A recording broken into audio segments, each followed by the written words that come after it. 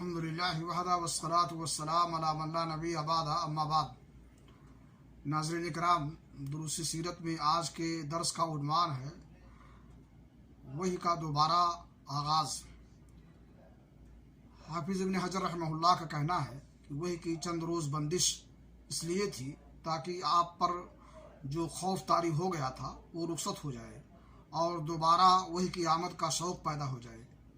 چنانچہ جب حیرت کے سارے سکڑ گئے، حقیقت کے نقوش پختہ ہو گئے اور نبی صلی اللہ علیہ وسلم کو یقینی طور پر معلوم ہو گیا کہ آپ اللہ کے نبی ہو چکے ہیں اور اس کے پاس جو شخص آیا تھا وہ وحی کا سفیر اور آسمانی خبر کا ناقل ہے، اس طرح وحی کے لیے آپ کا انتظار اس بات کا ضامن ہو گیا کہ آئندہ وحی کی آمد پر آپ ثابت قدم رہیں گے اور اس بوجھ کو اٹھا لیں گے تو جبریل دوبارہ تشریف لائے۔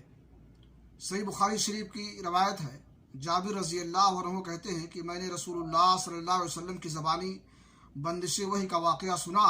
آپ فرما رہے تھے کہ میں چلا جا رہا تھا کہ اچانک آسمان سے ایک آواز آئی۔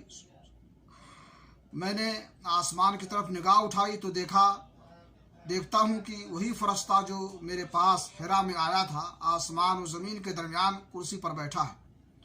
میں اس سے خوف زدہ ہو کر زمین کی طرف جا جھکا، پھر میں نے اپنے اہل خانہ کو پاس آ کر کہا مجھے چادر اڑا دو، مجھے چادر اڑا دو۔ انہوں نے مجھے چادر اڑا دی۔ اس کے بعد اللہ تعالیٰ نے یا ایھا المدثر والرجز فہجر تک ان آیات کو نازل فرمایا۔ پھر نزول وحی میں گرمی آ گئی اور وہ پے در پے نازل ہونے لگی۔ اللہ رب العالمین سے دعا ہے کہ اللہ تعالیٰ ہمیں نبی کی سیرت اپنانے کی توفیق عطا فرمائے۔